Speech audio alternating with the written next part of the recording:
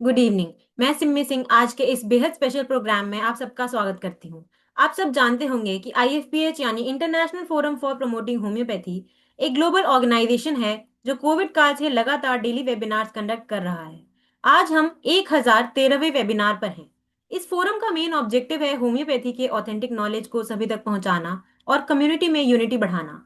लेकिन आज का प्रोग्राम बेहद स्पेशल है। यह सिर्फ एक रेगुलर वेबिनार नहीं है। आज हम सेलिब्रेट कर रहे हैं एक लेजेंड के 101st बर्थ एनिवर्सरी को। चलिए सेशन शुरू करने से पहले 1 मिनट का मौन रखते हैं। धन्यवाद। आज हम इकट्ठा हुए हैं डॉक्टर बी साहनी जी के 101वीं जन्म तिथि मनाने के लिए। डॉक्टर बी साहनी, ये नाम होम्योपैथी के लिए सिर्फ एक नाम नहीं, यह एक लेगेसी है, एक रिवोल्यूशन है, एक इंस्पिरेशन है। डॉक्टर बीरबल साहनी, जिन्हें हम सब प्यार से डॉक्टर बी साहनी के नाम से जानते हैं, वे एक विजनरी थे, एक रिसर्चर थे, एक इनोवेटर थे। उनकी सबसे ग्राउंड ब्रेकिंग कंट्रीब्यूशन था drug energy transmission from a distance through hair. ये कॉन्सेप्ट जब सर ने इंट्रोड्यूस किया तो ये रिवोल्यूशनरी था।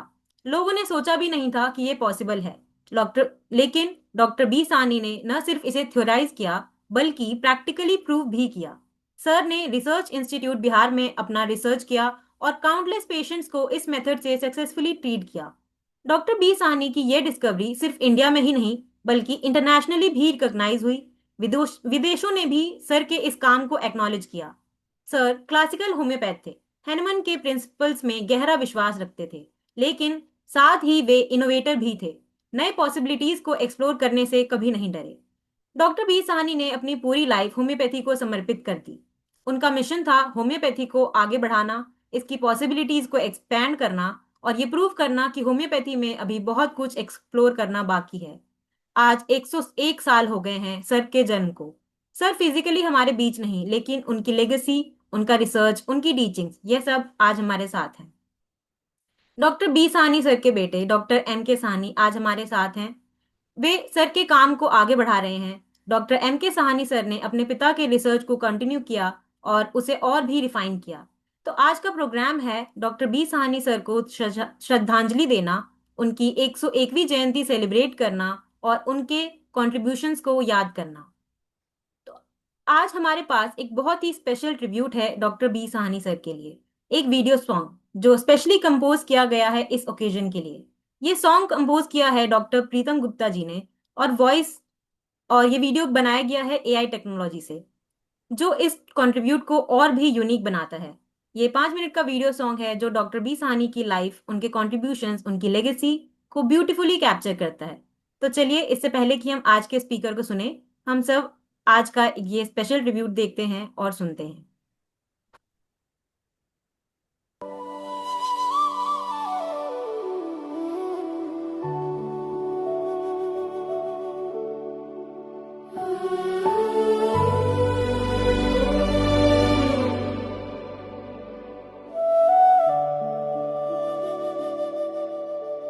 बिहार की मिट्टी, वो शांत राहें, चला एक मसीहा, थामे सबकी बाहें।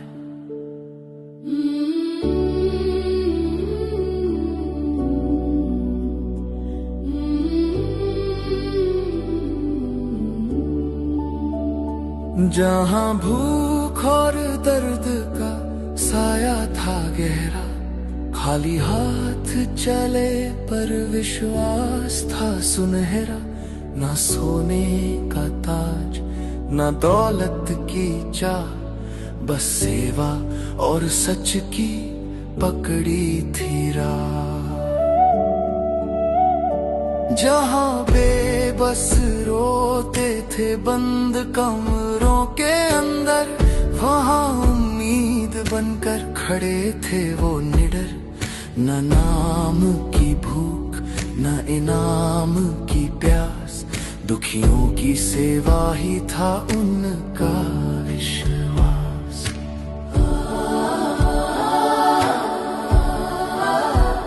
उन्हें सुना जिन्हें सबने ठुकराया था, वहां यकीन किया जहां शक का साया था।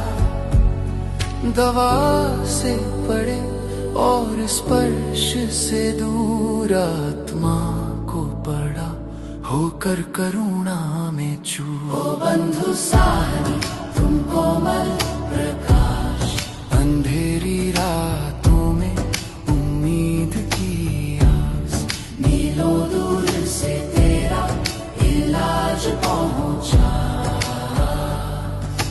प्रेम की शक्ति का ये राज पहुंचा। ना कोई शोर ना ऊंचे नारे, बचाई है जाने बिना किसी सहारे। गरीबों अनजानों के तुम बने मीत, सफेद और हरे में छिपी एक जीत। एक छोटी सी कुटिया, सेवा का धाम, जहाँ हर पुकार का अपना मुकाम। ना मांगी कोई फीस, ना बंद किए द्वार, बस इंसानियत का था सच्चा दरबार। सिखाया जहाँ को कि हीलिंग है क्या, बिना किसी दिखावे की असली दवा। मन से मन तक रूह का नाता, वो शक्ति जिसे कोई समझ न पाता। क्या इलाज बंधा है सरहदों के पार, या जुड़ी है इससे कोई रूहानी तार। तुमने वो देखा जो कोई देख न पाया, दवा से आगे का सच दिखलाया।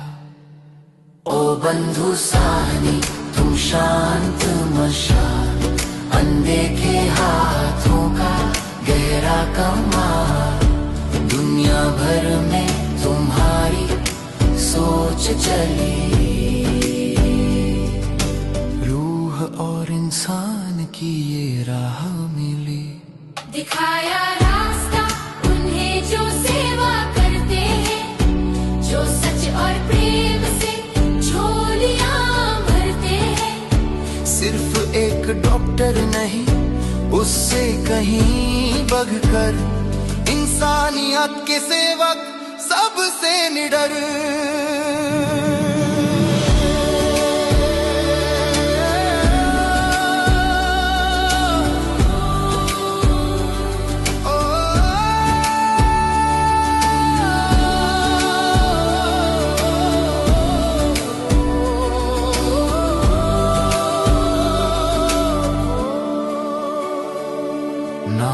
मिट सकते हैं पर लौ रहती है, हर एक शिफा में तेरी याद बहती है।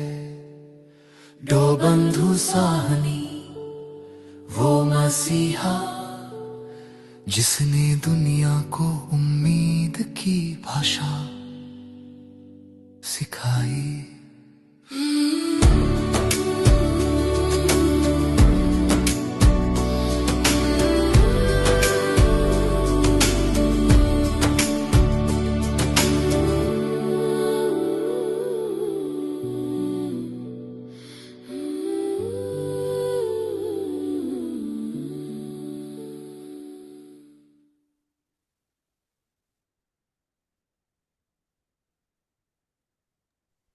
What a wonderful video this was. सबसे पहले मैं थैंक यू करना चाहूंगी डॉक्टर प्रीतम को, जिन्होंने इतना सुंदर सॉन्ग कंपोज किया और इतना बढ़िया ये this song really showed the doctor B Sani's motivation spirit and his legacy. अब आज का सेशन शुरू करने से पहले मैं डॉक्टर एम के सानी सर को बुलाना चाहूंगी कि सर आज के सेशन पे आज के अवसर पे कुछ अपने थॉट शेयर करें। डॉक्टर सिमी जी, आज 17 जनवरी को हम लोग 101 बर्थडे है, तो मैं विशेष नहीं बोलना चाहूँगा क्योंकि हमारे स्पीकर को भी अच्छा समय मिलना चाहिए। हमारे स्पीकर का परिचय आप दिए होंगे, आप भी देंगी। मैं बताऊंगा, डॉक्टर AK सिंह का मैंने एक लेक्चर सुना था, देखा था वीडियो लेक्चर, तो मुझे बड़ा अच्छा लगा। ये डायनेमिक पर बात कर रहे हैं जो कि डॉक्टर बी साहनी के, तो मैंने इनसे कहा कि आप इस सेशन के लिए इस लेक्चर को प्रस्तुत कीजिए। तो मैं समझता हूँ कि मुझे ज़्यादा नहीं कहना चाहिए, डॉक्टर AK सिंह जी से ही अब ज़्यादा सुने आप लोग। जी तो सर। या थैंक यू सर। तो अब मैं आज के मेन स्पीकर का इंट्रोडक्शन देना चाहूंगी। आज हमारे साथ हैं डॉक्टर अनिल कुमार सिंह सर, जो BHMS BA MA और भी कई डिग्रीज हैं सर के पास। Doctor Anil Kumar Singh classical homeopathy के पैशनेट प्रैक्टिशनर हैं सर। 19 साल से लगातार पेशेंट्स की सेवा कर रहे हैं। आज का टॉपिक जो डॉक्टर अनिल कुमार सिंह जी ने प्रेजेंट करने वाले हैं वो है unseen forces, the dynamic influence shaping chronic elements.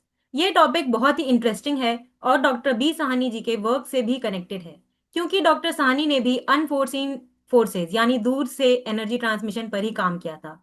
Doctor Anil आज हमें बताएंगे कि क्रॉनिक एलिमेंट्स को कौन कौन सी अनफोर्सीन फोर्सेस शेप करती हैं, डायनेमिक इन्फ्लुएंस क्या होता है और होम्योपैथी के इन फोर्सेस को कैसे अंडरस्टैंड और यूटिलाइज किया जा सकता है। तो over to you sir. Thank you Simi ji. मुझे सुन पा रहे हैं सभी लोग? हाँ जी सर, हम सुन पा रहे हैं। स्क्रीन शेयर हो रही है? सर अभी स्क्रीन शेयर नहीं हो रही है। जी। फुल स्क्रीन हो गई है? हाँ जी सर, हो गई। सबसे पहले हैनीमैन सर को सादर नमन, डॉक्टर JT कैंट सर को सादर नमन, जिन्होंने हमको बहुत ही अच्छी रिपर्टरी दी। डॉक्टर RN भार्गव सर, इनसे हमने कॉलेज में ऑर्गेनॉन ऑफ मेडिसिन को समझा और उसका प्रैक्टिकल यूज समझा, कैसे हमको उसको यूज करना है पेशेंट के लिए। तो सबसे पहले डॉक्टर B सानी सर के जन्म दिवस पर हम सभी लोगों को अनंत हार्दिक शुभकामनाएं। उपस्थित सभी वरिष्ठ होम्योपैथिक चिकित्सकों को मेरा सादर प्रणाम, सहपाठी जूनियर स्टूडेंट्स को बहुत बहुत प्यार। मैं डॉक्टर AK सिंह आगरा से, मेरा BHMS राजकीय Lal Bahadur Shastri homeopathic medical college Prayagraj से है। मेरा जो टॉपिक है वो अनसीन फोर्सेस है, dynamic influence shaping chronic elements. तो जो अनसीन फोर्सेस हैं, वो जो डायनेमिक इन्फ्लुएंस है, वो किस तरह से हमारी लाइफ को अफेक्ट करता है और किस तरह से उसको हम लोग समझने की कोशिश करेंगे। होम्योपैथी को मैं जो समझता हूँ वो फिजिशियन और पेशेंट वो दोनों के लिए है होम्योपैथी। इसका जो एरो है वो दोनों तरफ चलता है। तो सबसे पहले मैं शुरू करूंगा हमारी ऑर्गेनल ऑफ मेडिसिन के जो कुछ पार्ट है उसमें। एनिमल सर लिखते हैं, the old school of medicine proceed to cancel disease directly by eliminating the material cause of the disease. Indeed it's was almost impossible for the common school of practitioner in in contemplating and judging a disease or in seeking the indication for its cure to free their mind from these ideas of materiality। यानी कि Hahnemann sir हमको बताना चाहते हैं कि जो materialistic है और एक डिजीज का जो डायनेमिक है और स्पिरिचुअल जो पार्ट है, तो जो ओल्ड स्कूल फिजिशियंस हैं वो मटेरियल को ठीक करना चाहते हैं, और to recognise the nature of an organism both spiritual and material. वो और किसी भी ऑर्गेनिज्म का जो स्पिरिचुअल और मटेरियल पार्ट है या जो ऑर्गेनिज्म बना हुआ है, उसको वो लोग नहीं समझते हैं as a being of highly potentiated that the modification of its life called disease. तो जो डिजीज है वो क्या है कि जो पेशेंट है या जो पर्सन है उसकी लाइफ में जो मॉडिफिकेशंस हुए हैं, और उनको हैनीमैन सर ने हमको कहा है इसको हमको डिजीज के रूप में समझना है। और इनका जो मैनिफेस्टेशन है, जो मॉडिफिकेशंस ऑफ लाइफ हैं, वो मिलते हैं हमको सेंसेशन और फंक्शंस में। manifested by sensation and functions must alone be regarded as conditioned and affected by means of dynamic spirit like influences, and such sensation and function could be affected by no other causes। यानी कि जो हमारे body के ऊपर manifestations आ रहे हैं उसमें सबसे पहले spirit like dynamic influence affect होता है, उसके बाद फिर हमारे सेंसेशंस और बॉडी के जो फंक्शंस हैं वो डिस्टर्ब होते हैं। तो स्पिरिचुअल को समझते हैं। स्पिरिचुअल क्या है? Connection to something greater. Spirituality often involve a sense of connections to a higher power, the universe और something bigger than one self. यानी कि अगर हमको अपना स्पिरिचुअल लेवल समझना है और पेशेंट का भी स्पिरिचुअल लेवल समझना है, तो उसको हमको यूनिवर्सल कनेक्शन से उसको समझना होगा। तो इसके लिए कुछ यूनिवर्सल लॉज हैं जिसको हम लोग आज समझेंगे, कैसे वो यूनिवर्सल लॉज हमारी लाइफ पर काम करते हैं। जिससे हमको पेशेंट को और अपने आप को समझने में दोनों को आसानी होगी। यूनिवर्सल लॉज हैं, ये 7 लॉज हैं यूनिवर्स के। सबसे पहला है law of nature, law of harmony, law of correspondence, law of evolution, law of polarity, law of manifestation and law of love. इसमें जो लास्ट 3 लॉज हैं, लॉ ऑफ पोलैरिटी, मैनिफेस्टेशन और लव, ये किसी भी चीज को यूनिवर्स में क्रिएट करने के लिए रेस्पॉन्सिबल हैं। और जब वो क्रिएशन पूरी हो जाती है तो उसके ऊपर ऊपर के जो 4 लॉ हैं ये लागू होते हैं उसकी लाइफ के ऊपर। तो इसको थोड़ा सा हम लोग समझने की कोशिश करेंगे। सबसे पहला लॉ ऑफ नेचर। तो लॉ ऑफ नेचर कहता है एवरीथिंग दैट इज बॉर्न और डाई, जो भी पैदा हुआ है उसको मरना है, जैसा कि हम सब लोग जानते हैं। A horizontal law, it's action unfold on the dense plane of matter. We act within the law when we follow our instinct in its 3 functions. ये जो लॉ ऑफ नेचर है ये हमारे 3 फंक्शंस को कंट्रोल करता है। टू जनरेट लाइफ मेटिंग के through, maintain it जिसके लिए हम फीडिंग और आवर सेल्फ करते हैं, और डिफेंड इट। तो डिफेंस को भी हम लोग समझेंगे अभी किस तरह से डिफेंस काम करती है। यानी कि लॉ ऑफ नेचर के जो इफेक्ट है वो हमारी लाइफ के जनरेशन पर, उसको मेंटेन करने के लिए, और इसके ऊपर जो डिफेंड है, इसको हम अपने लाइफ को कैसे हम सरवाइव करने के लिए बचाते हैं, ये लॉ ऑफ नेचर हमको बताता है। इसको अगर हम वायलेट करते हैं, लॉ ऑफ नेचर को समझते हैं, उसको वायलेट करते हैं, तो हमारी लाइफ में फिजिकल एलिमेंट्स आएंगे, हमारी बॉडी के ऊपर आएंगे। अंडर नरिशमेंट्स की जो डिसऑर्डर्स हैं वो हमको मिलेंगे, डीजनरेशंस मिलेंगे, हंगर, फिजिकल मेंटल डिफेक्ट्स मिलेंगे, और सबसे इंपॉर्टेंट लास्ट में लिखते हैं शॉर्टनिंग ऑफ लॉन्गेटिविटी। यानी कि जो हमारी लाइफ है वो हमारी शॉर्ट हो जाएगी अगर हम लॉ ऑफ हार्मनी को नहीं समझेंगे और हार्मनी से हम लोग अलग रहेंगे। तो ये हमारा एक सबसे पहला लॉ है, law of harmony. Second law है लॉ ऑफ नेचर, ये लॉ है law of nature. Second law है law of harmony. Law of harmony कहता है everything maintain tends toward equilibrium.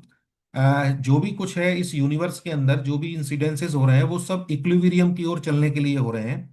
It is law of synchronisation which permits the perfect coordinate function of everything that exist and happens. यानी कि कोई भी चीज जो exist करती है और जो होने वाली है उसके साथ एक सिंक्रोनाइजेशन है, एक हार्मनी है। तो जैसे इसको हम देखते हैं, it is recognise in day and night. जैसे हमारी जो डे एंड नाइट का फेज है वो हमारा बड़ा हार्मनीसली चल रहा है। सीजन्स, हमारे वेदर्स जो चेंज होते हैं, सीजन्स चेंज होते हैं, वो भी हार्मनी में चल रहे हैं। Tolerance, socialisation and in all events that tends towards equilibrium. तो पेशेंट को जब हम देखेंगे, समझने की कोशिश करेंगे, तो उसकी लाइफ में कहाँ पर डिसहार्मनी आ रही है जिससे कि वो चीज़ों को अफेक्ट हो रहा है और फिर वो डिजीज स्टेट में जा रहा है। It operate bye regulating the time of action and recovery. इस लॉ का जो की फीचर है, the key technique for harmony is respect. ये इंपॉर्टेंट है, अगर हमको हार्मनी में रहना है तो हमको एक दूसरे का रेस्पेक्ट करना होगा। और which is expressed by accepting and supplementing personal experience with those of the other. तो हम एक दूसरे के एक्सपीरियंसेस को समझें, उनको स्वीकार करें और उनको सप्लीमेंट करें, अपने एक्सपीरियंसेस को हम दूसरे के साथ शेयर करें, तो फिर ये लॉ ऑफ हार्मनी मेंटेन रहेगा। Effect of violating the law. अगर हम इस लॉ को वायलेट करते हैं तो साइकोलॉजिकल एलिमेंट्स हमको मिलेंगे, रिलेशनशिप्स प्रॉब्लम आएंगी। और हम ज़्यादातर केसेस में जब इनकी हिस्ट्री लेते हैं तो देखते हैं रिलेशनशिप्स प्रॉब्लम है, कहीं ना कहीं उनकी हार्मनी डिस्टर्ब है। डिस्ट्रस्ट मिलेंगे, fear, estrangement, isolation, individualization, loneliness, sadness, depression, fights, shyness, lack of communication, disunity, boundaries, traumas, complexes etcetera. ये हम अगर लॉ ऑफ हार्मनी को वायलेट करेंगे, उसको फॉलो नहीं करेंगे, तो फिर हमारी लाइफ में ये सारी चीजें मिलेंगी। क्या आप समझ पा रहे हैं मुझे?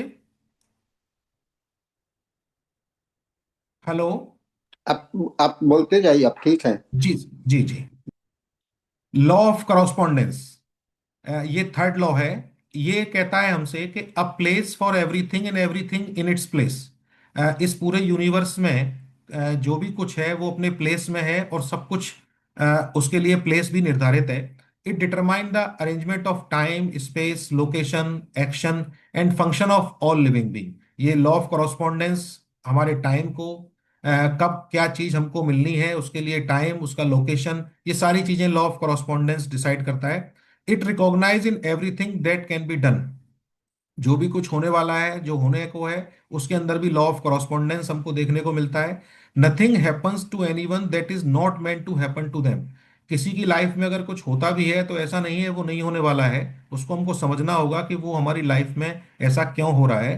तो इसके समझने के लिए बताते हैं, with in the law the learning teaching relationship is fulfil.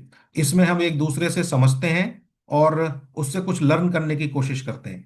और इसमें सबसे इंपॉर्टेंट बात आती है, what we need as opposed to what we want. तो जो हमारी नीड है वो हमारी वांट के हमेशा अपोजिट में रहती है।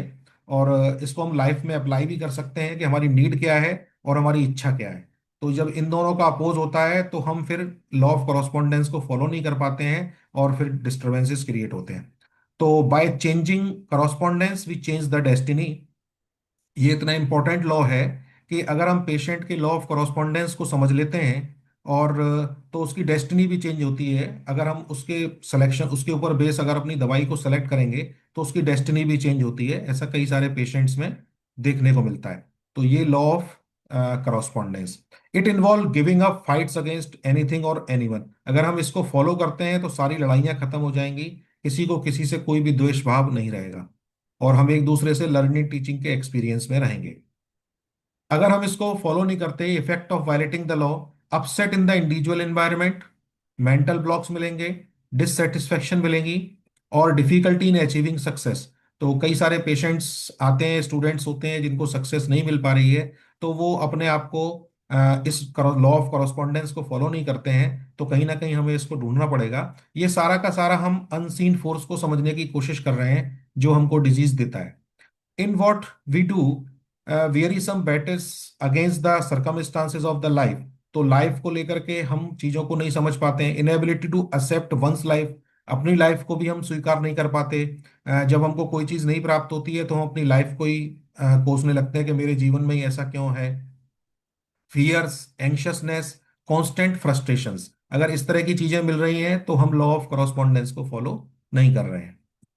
लॉ ऑफ इवोल्यूशन इसके बाद है, ये बहुत ही इंपॉर्टेंट है। No one can evolve without transforming themselves.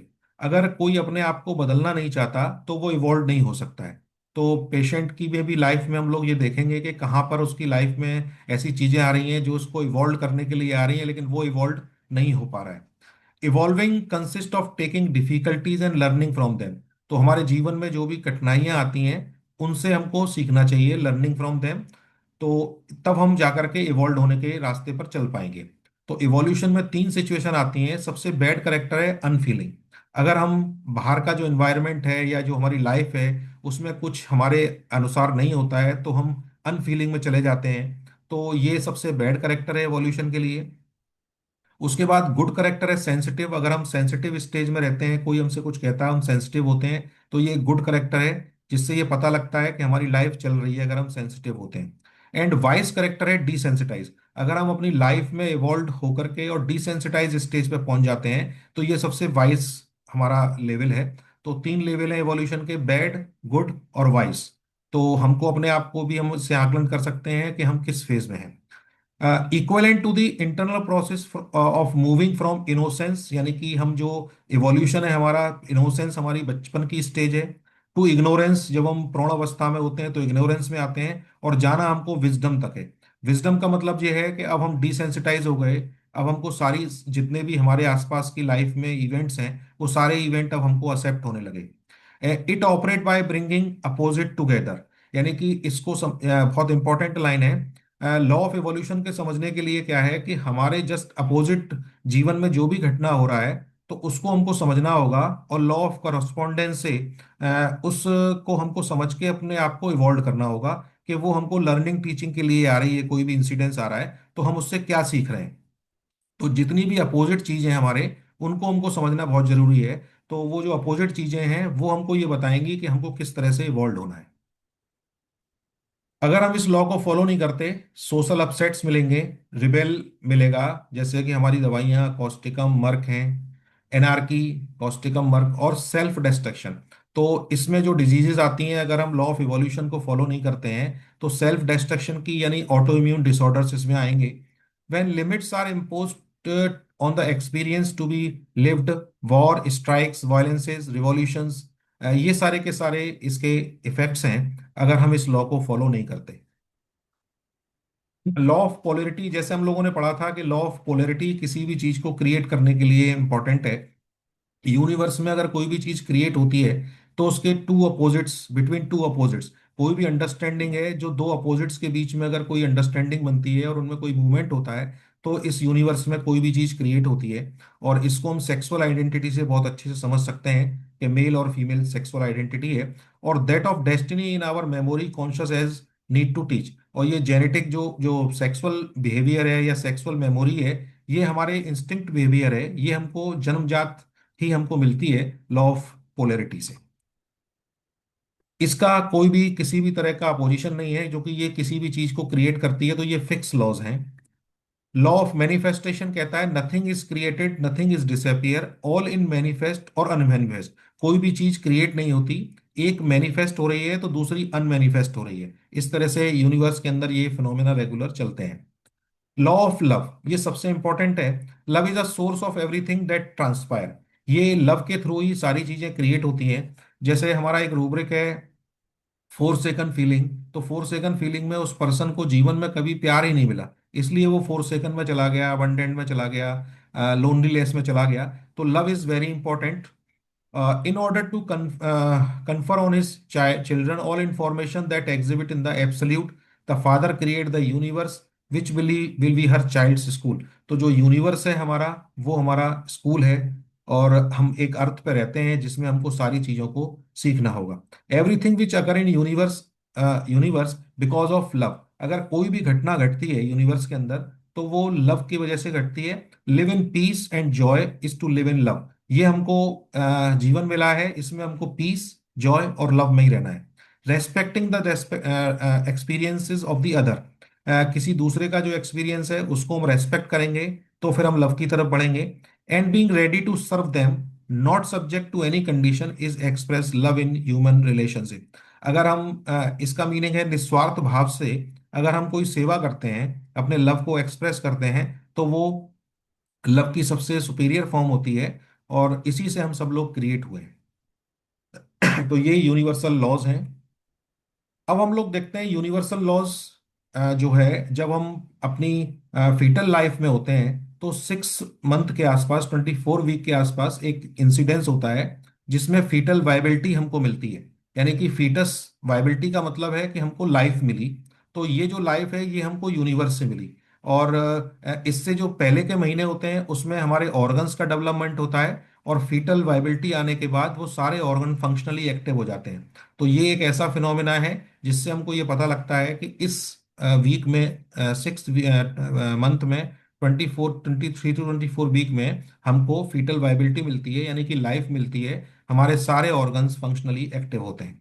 तो इसकी भी हमारे को जरूरत पड़ती है जब हम कॉन्जेनाइटल डिसऑर्डर्स को ट्रीट करते हैं। तो उसमें हमको प्रूव करने में आसानी होती है कि हमको पेशेंट की किस फेज में चीज़ों को प्रूव करना है। तो इसको हम लोग आगे समझेंगे। फीटल वाइबिलिटी मीन स्पिरिचुअलिटी और मीन्स लाइफ। स्पिरिचुअलिटी के ऊपर यूनिवर्सल लॉज अप्लाई होते हैं, और हम उन स्पिरिचुअल लॉज के थ्रू ये पेशेंट की जब लाइफ हिस्ट्री लेते हैं तो उसमें ये समझते हैं कहाँ पर ये लॉ को फॉलो नहीं कर रहे हैं, जिससे कि इनकी लाइफ में डिस्टर्बेंसेस क्रिएट हो रहे हैं। तो हमारे पास दो तरह के जेनेटिक कोड हैं। एक पेरेंट्स का जेनेटिक कोड जिससे हमको बॉडी मिलती है, और एक हमारा स्पिरिचुअल जेनेटिक कोड है जिससे लाइफ मिलती है। तो जब भी हम स्पिरिचुअल जेनेटिक कोड के ऊपर अगर अपनी मेडिसिन को सेलेक्ट करते हैं, पेशेंट की लाइफ हिस्ट्री को पूरी को कंसीडर करते हैं, तो फिर वो हायर लेवल ऑफ ट्रीटमेंट होता है। और अगर बॉडी के लेवल पे हम ट्रीटमेंट करते हैं तो फिर वो पूरी पूरी तरह से पेशेंट ठीक नहीं हो सकता, क्योंकि उसके अंदर हमने केवल बॉडी को कंसीडर किया है। तो कई सारी चीजें होती हैं जिसमें डीप पैथोलॉजीज होती हैं। तो बॉडी के बहुत सारे ऐसे रूब्रिक्स हैं जिसको हमको छोड़ना होता है, बहुत सारी चीजें हैं जिनको छोड़ते हैं। उसमें स्पिरिचुअल लेवल से ही जब हम रूब्रिक सेलेक्ट करते हैं तभी फिर वो डिजीजेस ठीक हो पाती हैं। एफोरिज्म 11 में हनीमैन सर हमको लिखते हैं, when a person fall ill, it is only this spiritual self acting vital force everywhere present in his organism that is primarily deranged by the dynamic influence upon it of a morphic agent inimical to life। Vital force हमारी कब affect होगी? जब life को affect करने वाले मॉर्बिफिक agents आएंगे, यानी कि डिस्ट्रेसिंग इवेंट्स जितने भी हैं हमारी लाइफ के, जो हमको डिस्ट्रेस देते हैं, उनसे हमारी वाइटल फोर्स अफेक्ट होती है, और फिर उसके बाद बॉडी के ऊपर सिम्टम्स आते हैं। It is only the vital force deranged to such an abnormal state that can furnish the organism with its disagreeable sensation. अब अगर वाइटल फोर्स ड्रेंज हो गई लाइफ के डिस्ट्रेसिंग इवेंट से, तो फिर डिसएग्रीएबल सेंसेशंस आएंगे हमारी बॉडी के ऊपर, and incline it to the irregular process which we call disease. तो डिजीज की ये डेफिनेशन है कि वाइटल फोर्स का जो इरेगुलर प्रोसेस है वही डिजीज है। और हमको जब ट्रीट करना है तो इसी वाइटल फोर्स के इसी प्रोसेस को हमको रेगुलेट करना है। जो इरेगुलर हो गया है इसको हमको रेगुलर करना है, तो फिर डिजीज ठीक होगी।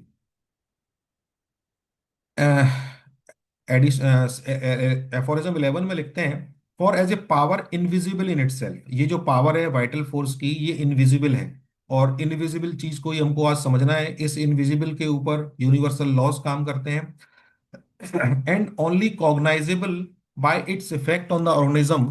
It's morbid arrangement only make itself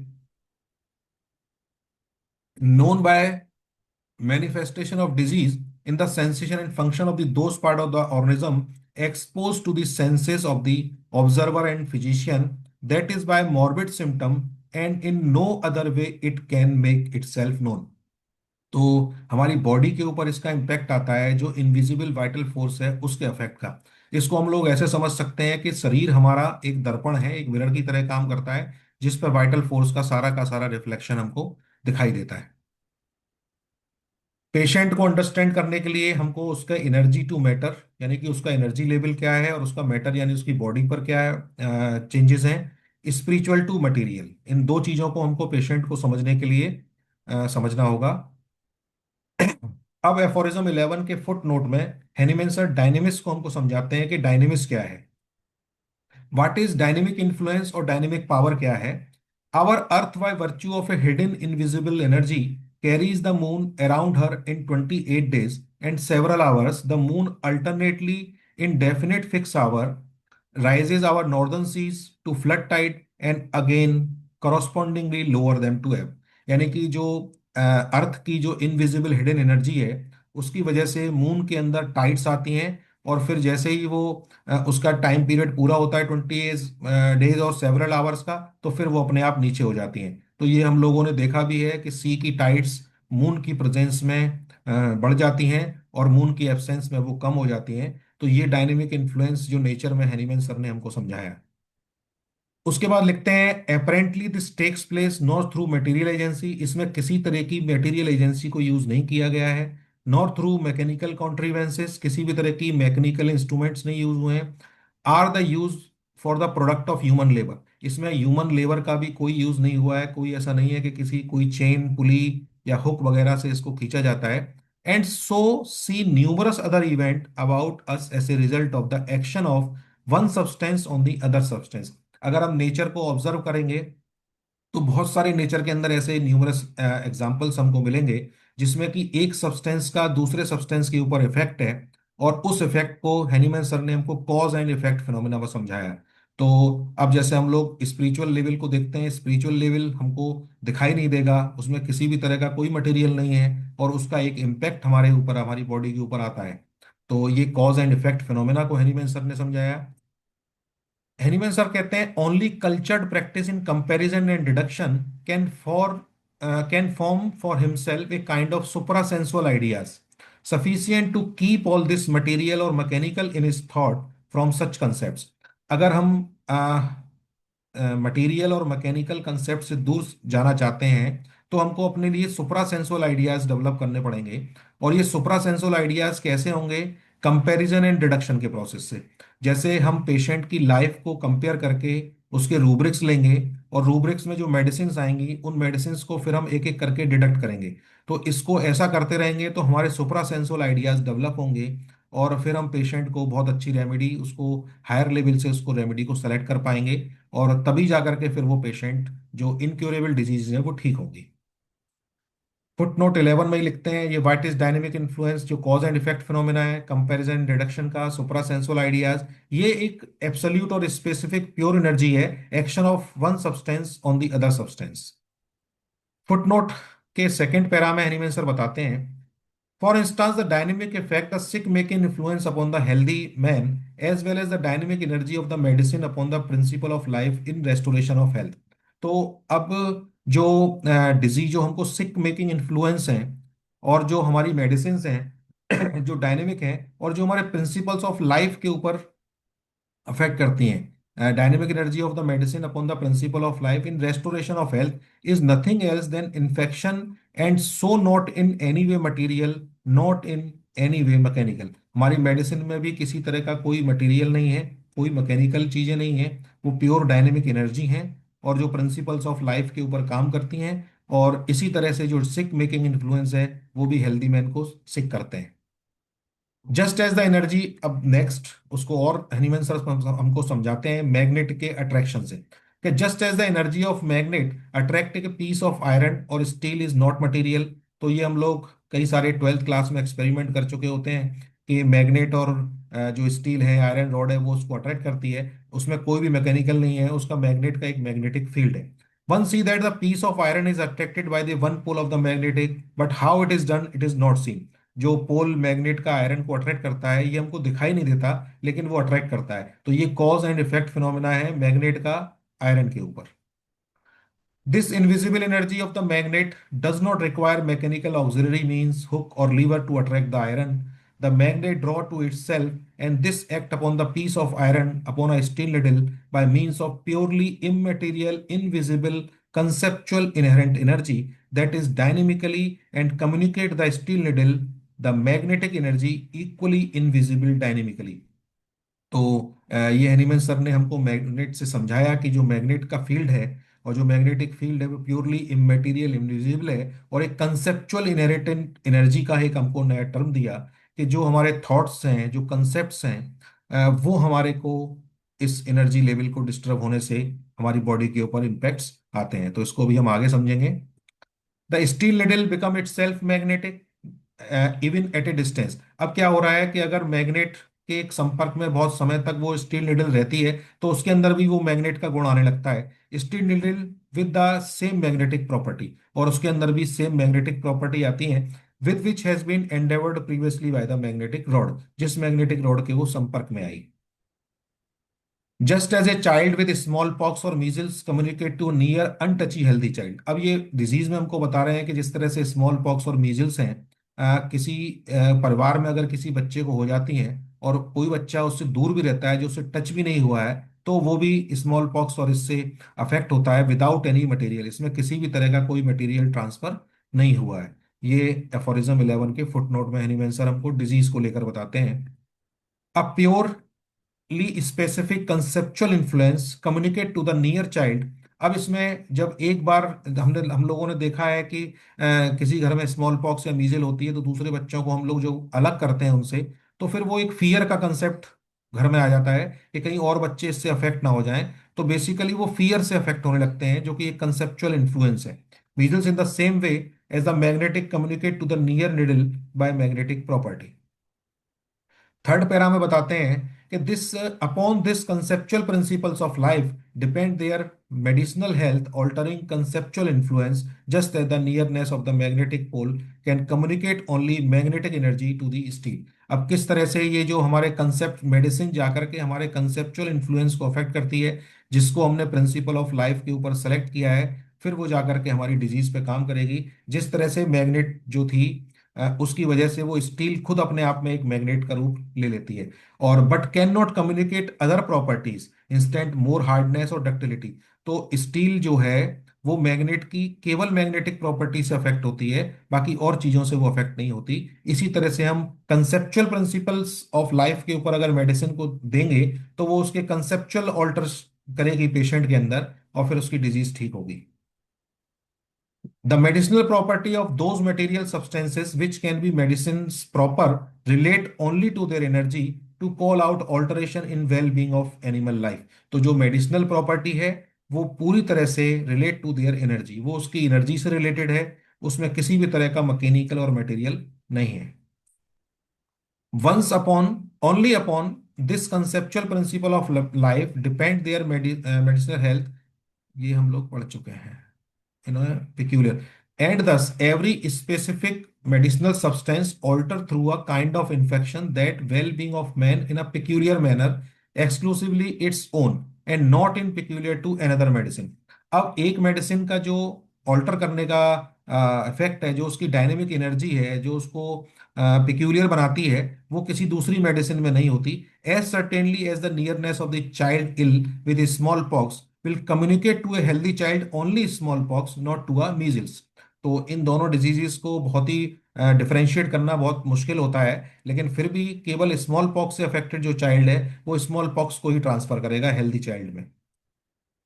These medicines act upon our well-being wholly without communication of material part। ये हम लोग जानते हैं कि हमारी जो मेडिसिन है वो विदाउट मटेरियल ही है, वो डायनेमिकली काम करती हैं। Minuteness cannot be thought and conceived by the best arithmetic mind। यानी कि जो हमारी मेडिसिन है उसको हम डायनेमिकली और मोस्ट माइन्यूट डोज में यूज करते हैं, और ये माइन्यूटनेस इतनी है कि इसको अर्थमेटिकल माइंड से हम लोग नहीं समझ सकते, मैथमेटिक्स से इसको नहीं समझा जा सकता। और अगर हम किसी भी मेडिसिन को लार्ज डोजेज में देंगे तो फिर वो बहुत ही गलत इन्फ्लुएंस क्रिएट करेगी। तो जो हीलिंग एनर्जी है किसी भी मेडिसिन की, वो उसकी माइन्यूटनेस के ऊपर डिपेंड है। अगर वो मेडिसिन सही भी है और उसकी डोज अगर ज़्यादा हो जाएगी तो फिर वो ही मेडिसिन हमारे लिए रॉन्ग साबित होगी, पेशेंट को वो ठीक नहीं कर पाएगी। तो माइन्यूटनेस को हमको बहुत ध्यान रखना है, क्योंकि केवल और केवल एनर्जी का ट्रांसफर हमको करना है। The smallest dose can therefore contain almost entirely only the pure, freely developed conceptual medicinal energy and bring about only dynamically such great effect as can never be reached by the crude medicinal substance itself taken in large doses। जो कि हम वही medicine जिसके crude form से हम उसको उसकी healing property को नहीं समझ सकते या उसको नहीं हील कर सकते, उसकी प्योर एनर्जी से ही डिजीज ठीक होंगी dynamically. It is not in corporeal atom. ये जो एनर्जी है ये किसी भी जो मेडिसिन है उसके किसी भी कॉर्पोरियल एटम में नहीं पाई जाती। बहुत सारी रिसर्चेज मैं पढ़ता रहता हूँ, उसमें देखता हूँ कि एटॉमिक लेवल तक होम्योपैथी में रिसर्च हो रही है, लेकिन हेनीमैन सर हमको एफोरिज्म 11 के फुटनोट में बता चुके हैं कि वो जो एनर्जी है वो कैसे मिलेगी। It is not in the corporeal atom of these highly dynamize medicine nor their physical और mathematical surface that the medicinal energy is found. ये मेडिसिनल एनर्जी ना तो कॉर्पोरियल एटम में पाई जाती है, ना उसकी मैथमेटिकल सरफेस में पाई जाएगी, ना उसके फिजिकल में पाई जाएगी। ये एनर्जी कहाँ मिलेगी? More likely their life invisible in the motion globule of its solution. ये एनर्जी मिलेगी जो हम ग्लोब्यूल है उसको अगर हम उस मेडिसिन से मॉइश करेंगे सॉल्यूशन से, and unveiled liberated specific medicinal force contained in the medicinal substance which act as dynamically by contact with the living animal fiber upon the whole organism। जब हम इस मेडिसिन को उस एनिमल फाइबर का जो सेंसरी पार्ट है उसके contact में लाएंगे तब फिर ये एनर्जी रिवील होगी। ये उसके एटम में नहीं आएगी, ये एनर्जी उस ग्लोब्यूल में रहती है जिसको हमने उस मेडिसिन से सैचुरेट किया हुआ है, without communicating to it anything material however highly attenuated. ये जो मेडिसिन है ये हाईली एट्यूनेटेड है, और ये नर्व फाइबर के कांटेक्ट में आने पर ही, लिविंग एनिमल फाइबर के कांटेक्ट में आने पर ही अपनी पावर को डिस्प्ले करेगी। And more strongly and act more strongly the more free and more immaterial the energy has become through the dynamization. और डायनेमाइजेशन से हम उसकी पावर को रेज कर सकते हैं, और इसका जो मेडिसिन है इस मेडिसिन का इफेक्ट हमको जब भी मिलेगा जब ये लिविंग फाइबर के कांटेक्ट में आएगी। तो एफोरिज्म 11 का जो फोर्थ पैरा है उसमें हेनीमैन सर लिखते हैं, it is then so utterly impossible for our age celebrated for its wealth in a clear thinker to think of dynamic energy as something non corporeal. Dynamic energy non corporeal नहीं है, ये एक phenomena है जो कि contact में आने पर डिस्प्ले होता है एनिमल फाइबर के। इसको एग्जांपल देके समझाते हैं। It one looks upon something noxious and become inclined to vomit, did a material emit come into his stomach which compel him to the anti parasitic movement. जब किसी को नोजिया आता है तो क्या कोई मटेरियल है उसके अंदर जो उसको एंटी पैरासिटिक मूवमेंट के लिए रेस्पॉन्सिबल है उसके? What it is only solely the dynamic effect of the nauseated aspect upon his imagination. उसने कोई ऐसी चीज को इमेजिन किया है कि ऐसी चीज को देखा है जिसको देख करके उसको नोजिया क्रिएट हो रहा है। तो कई सारे एग्जाम्पल्स हम इस चीज के देख चुके हैं कि लोगों को ब्लड देख करके नौजिया हो जाता है, किसी को चोट देख करके प्रॉब्लम हो जाती है, तो ये उसके इमेजिनेशन का इफेक्ट है, ना कि कोई उसके स्टमक में किसी भी तरह का कोई मटेरियल है। And if one raise his arm, अगर कोई अपनी आर्म को उठाता है, does it occur through a material visible instrument, क्या इसमें किसी तरह के मटेरियल का यूज होता है? नहीं। It is only solely by the conceptual dynamic energy, यानी कि वो अपनी जो कंसेप्ट्स हैं उनसे सोचता है कि मुझे इस हाथ को उठाना है, तब फिर वो हाथ रेज होगा। इसमें किसी भी तरह का कोई इंस्ट्रूमेंट या लीवर यूज नहीं होता है। हाँ, इस तरह से हमारी जो फ्रीक्वेंसीज हैं वो काम करती हैं। वर्किंग ऑफ आवर मेडिसिन, हमारी मेडिसिन के वर्क करने का तरीका, कि our medicine have no material in it, it have only divine force. Our medicine do not cure by action, हमारी मेडिसिन एक्शन, जिस तरह से एलोपैथिक मेडिसिन का एक बॉडी के अंदर एक्शंस होते हैं उस तरह से एक्शंस नहीं होते हैं, ये केवल डायनेमिक है, टच चाहिए इनको। It only stimulates our vital force, जैसा कि अभी हम लोगों ने देखा कि वाइटल फोर्स का जो इरेगुलर प्रोसेस है वो डिजीज क्रिएट कर रहा है, तो हम केवल उस वाइटल फोर्स को स्टिमुलस देते हैं जिससे कि वो रेगुलर काम करने लगे। तो जब उसका रेगुलर प्रोसेस हो जाएगा तो फिर हमारी बॉडी के ऊपर उसका इम्पैक्ट रेगुलर आएगा और हम लोग डिजीज फ्री हो जाएंगे। तो मेडिसिन जो काम करती है वो केवल और केवल स्टिमुलस की तरह काम करती है। It need a stimulus, our body accept all stimulus through five senses, तो हमारी जो बॉडी है वो फाइव सेंसेस के थ्रू इस स्टिमुलस को रिसीव करती है, और इस स्टिमुलस से ही हमारी जो वाइटल फोर्स इरेगुलर हो गई है वो फिर रेगुलर होने लगती है, अगर हमारी मेडिसिन करेक्ट है तो। Conceptual principles of life, disease और मेडिसिन दोनों में होते हैं। डिजीज का कंसेप्चुअल क्या है ये हम समझेंगे, मेडिसिन के अंदर क्या कंसेप्चुअल है ये हम लोग समझेंगे। हमने अभी देखा कि जो लॉ ऑफ लव समझा हमने, तो कंसेप्ट को समझने के लिए हमारे पास एक मॉडल है लव एंड फियर का। तो this model suggest that many emotions are drive off two core emotions, जो हमारी कोर है इमोशंस की वो दो हैं, एक लव बेस्ड और एक फियर बेस्ड। तो जो लव बेस्ड कोर है उसमें joy, happiness, acceptance, comparison and compassion are considered to stem from love. और फियर में anger, jealousy, guilt, anxiety, depression are seen derivative of fears. तो इसको हम लोग देखेंगे पेशेंट में कैसे समझते हैं। ये हमारे जो लोअर इमोशंस हैं उनका एनर्जी लेवल है। जैसे शेम में अगर कोई व्यक्ति है तो उसकी 20 एनर्जी लेवल रहेगी उसकी, गिल्ट में है तो 30, अपैथी में है तो 50, ग्रीफ में है तो 75, फियर में 100, डिजायर्स में 125, एंगर में 150 और प्राइड में 175। तो ये हमारे लोअर इमोशंस हैं। ये हमारे एनर्जी के हायर इमोशंस हैं, जिसमें करेज 200 पर है, न्यूट्रलिटी 250 पर है। होम्योपैथिक प्रैक्टिस के लिए न्यूट्रलिटी का पॉइंट बहुत जरूरी है, क्योंकि हेनीमैन सर ने जो हमको अनप्रिजुडाइज्ड ऑब्जर्वर होने के लिए कहा है वो एफोरिज्म 6 में जो बताते हैं तो वो न्यूट्रलिटी है। तो इस लेवल पे तो हमको आना ही है। तो इस चार्ट से हम अपने आप का भी आकलन कर सकते हैं और पेशेंट का भी आकलन कर सकते हैं हम किस लेवल पे हैं। तो जैसे जैसे हम लोग बढ़ते जाएंगे, विलिंगनेस, एक्सेप्टेंस, जैसे अभी हम लोगों ने देखा कि लॉ ऑफ कॉरस्पॉन्डेंस कहता है कि हमको हर किसी बात को एक्सेप्ट करना चाहिए जिससे कि हम इवॉल्व हो सकें। तो acceptance, reason, love, joy, peace और एनलाइटनमेंट। तो जो एनलाइटनमेंट स्टेज है जी डॉक्टर हैनीमैन सर की और भी जितने हमारे जो एनलाइटेड पर्सन्स रहे हमारी लाइफ में चारों तरफ, गौतम बुद्ध रहे, गुरु नानक देव रहे, वो सब उन लोगों की स्टेज एनलाइटनमेंट की स्टेज है। तो इस तरह से हम लोग अपने लेवल्स को भी इंक्रीज कर सकते हैं इस चार्ट को समझ के। अब हम लोगों ने देखा कि जो फीटल की जो वायबिलिटी है वो हमको 6 मंथ, 23 टू 24 मंथ के आसपास मिलती है। अगर हमारे पास कोई कॉन्जेनाइटल डिजीज का पेशेंट आता है जिसको जन्म से बीमारी है और उसकी किसी भी स्ट्रक्चर में अगर प्रॉब्लम है, स्ट्रक्चरल अगर उसको डिसऑर्डर है, तो उसकी जो कॉज है वो हमको फर्स्ट 6 मंथ ऑफ प्रेगनेंसी में देखने को मिलेगा। हम इसमें पूछेंगे उस मदर की लाइफ में क्या डिस्ट्रेसिंग इवेंट हुआ जिसने उसको स्ट्रक्चरल डिसऑर्डर दिया।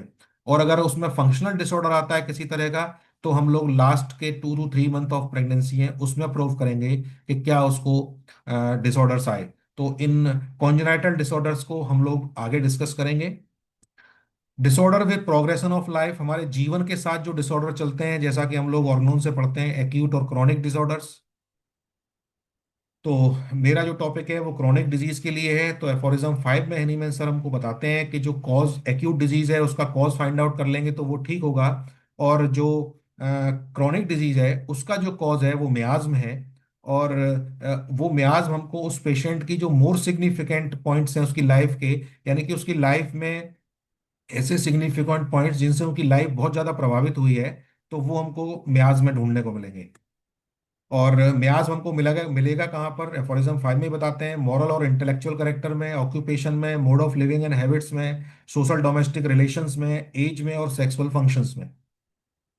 Homeopathic practice never required us to single out some primary or secondary symptom resulting from the chronic miasm। ये जब क्रॉनिक डिजीज को हम लोग ट्रीट करते हैं तो उसमें देखते हैं कि हमको जो इंटरनल सिम्टम्स हैं और सेकेंडरी सिम्टम्स हैं उनको हमको सिंगल आउट अलग अलग नहीं करना है, nor to restore external local remedies either dynamic और मैकेनिकल। अगर हमको सेकेंडरी सिम्टम्स यानी कि एक्सटर्नल प्लेन पे जो सिम्टम मिल रहे हैं उनको हमको एक्सटर्नल एप्लीकेशन से ठीक नहीं करना है, चाहे वो मेडिसिन डायनेमिक ही क्यों ना हो या फिर वो मैकेनिकल क्यों ना हो। But whenever one of these symptom appear, homeopathy cure the great fundamental miasm together with which its primary as well as its secondary symptom vanish simultaneously। अगर हम miasm को ट्रीट कर देंगे तो फिर जो प्राइमरी और सेकेंडरी सिम्टम्स हैं वो दोनों साथ साथ ठीक होंगे। But as the homeopathic physician, we generally find the primary symptom to have been suppressed by the local treatment of the allopathic practitioner। तो जो प्राइमरी सिम्टम्स हैं हमारे पर स्किन के ऊपर जो सिम्टम्स आते हैं उनको पहले ही सप्रेस कर दिया गया होता है, तो हैनीमैन सर हमको एक ड्यूटी देते हैं, it will be his duty to accomplish what his predecessor neglect to do. तो जो हमारे पूर्वज थे, जो ओल्ड स्कूल प्रैक्टिशनर थे, उन्होंने जो काम नहीं किया उसकी जिम्मेदारी हैनीमैन सर हमको देते हैं, और वो कहते हैं कि मियाज्म को समझ के हम प्राइमरी और सेकेंडरी दोनों सिम्टम्स को ठीक कर सकते हैं। He will therefore give his attention more particularly to the secondary symptom which result from the development of the inner miasm, and will observe especially chronic disease arising from the internal sora। तो जितनी भी disease हैं वो सोरा से arise होती हैं, तो हमको पेशेंट की लाइफ में सोरा को समझना होगा। I have endeavored to demonstrate the internal treatment of these diseases as far as is was possible for a single person physician। वो कहते हैं कि जो एक सिंगल फिजिशियन जितना काम कर सकता है इस तरह की डिजीजेस को ठीक करने के लिए वो मैंने किया, after many year of thought, जिसके लिए मेरे को बहुत समय लगा विचार करने में, ऑब्जर्व किया, and experiences in my book on chronic disease. तो अगर हम क्रॉनिक केसेस को ठीक करना चाहते हैं तो हमको हैनीमैन सर क्रॉनिक डिजीज को पढ़ने के लिए रेफर करते हैं, जिसको हमको पढ़ना चाहिए। क्रॉनिक डिजीज में हनीमैन सर लिखते हैं, why then can not this vital force efficiently affected through homoeopathic medicine produce any true and lasting recovery in these chronic maladies even with the aid of homoeopathic remedies which best cover their present symptoms. जो दवाइयाँ बहुत present symptoms को cover कर रही हैं और वो भी काम को ठीक नहीं से नहीं कर पा रही हैं, इसको हनीमैन सर हमको बताते हैं।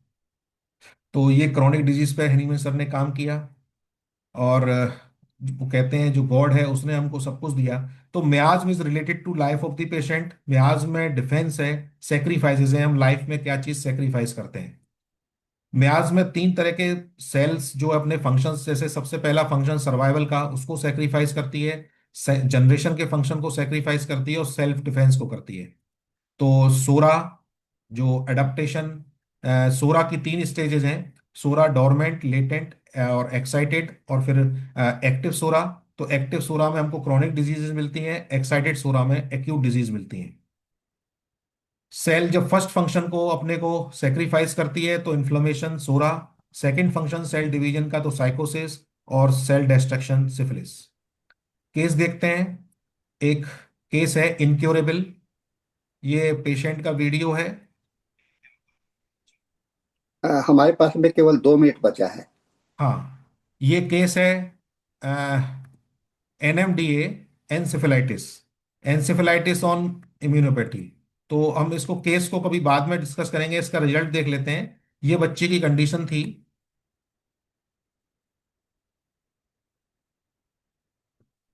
और जब ट्रीटमेंट दिया गया तो इसका ये अल्सर, इस तरह से अल्सर थे इसको, और पस बह रहा था, और इस तरह की कंडीशन थी। और ये इसकी पूरी डिटेल्स हैं तो जिसको हम बाद में कभी समझेंगे, अभी टाइम नहीं है। और ये आफ्टर मेडिसिन, ये पूरी डिटेल्स हैं।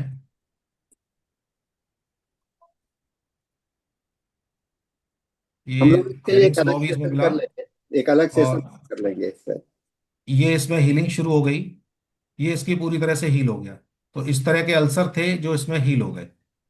तो शायद टाइम नहीं है, तो अब लेक्चर को ख़त्म करते हैं, फिर आगे इन सारे केसेस को फुल डिटेल में डिस्कस करेंगे। Thank you. Thank you so much doctor Anil Kumar Singh sir. आज का लेक्चर ट्रूली इंसाइटफुल रहा। आपके 19 इयर्स का क्लिनिकल एक्सपीरियंस आज क्लियरली रिफ्लेक्ट हुआ है। Thank you sir for sharing your valuable knowledge with us.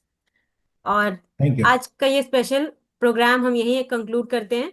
आज हमने सेलिब्रेट किया डॉक्टर बी साहनी सर के 101वें बर्थ एनिवर्सरी, उनकी लेगेसी, उनका रिवोल्यूशनरी रिसर्च और उनकी एंड्योरिंग स्पिरिट को। Thank you doctor Anil Kumar Singh sir, thank you doctor M K Sahni sir, thank you IFPH, और thank you to all the participants. तो हैव अ वंडरफुल इवनिंग।